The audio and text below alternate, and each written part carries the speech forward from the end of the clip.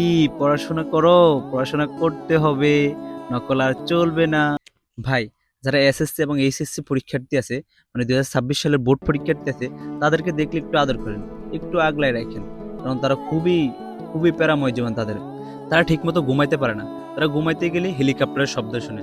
তারা ঘুমাইতে গেলে এরকম শব্দ শুনে যে, এই তোমরা কেমন আছো, কি খবর তোমাদের, পড়ালেখা কেমন চলছে। তারা এখন ডিপ্রেশনের রোগী। তাদেরকে দেখলে একটু ভালো ব্যবহার করবেন, বুকে আগলায় নেবেন।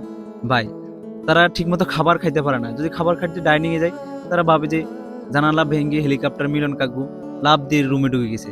তারা যদি আকাশে দিয়ে কোনো হেলিকপ্টার যেতে দেখে, তারা মনে করে হেলিকপ্টার মিলন কাকু আইসা পড়ছে, না জানি কি হয়।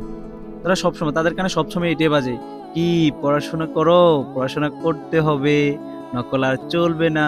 তাদের কানে সবসময় এই শব্দটুকুই বাজে। তো তারা সবসময় হেলিকপ্টারের শব্দে তারা খুবই আতঙ্কে আছে ভাই। তাদেরকে তো আপনারা যদি রাস্তাঘাটে দেখেন ভাই, তাদেরকে ধমক দিয়েন না, তাদেরকে জাড়িয়ে দিয়েন না। তাদেরকে যদি আপনারা কখনো রাস্তাঘাটে দেখেন, তাদেরকে একটু আদর করেন, একটু ভালোবাসা দিয়েন, তাদেরকে ধমক দিয়েন না। কারণ তারা ডিপ্রেশনের রোগী ভাই। আপনারা যদি তাদেরকে এরকম করেন, তাহলে তারা ঠিকমতো পড়ালেখা করতে পারবে না।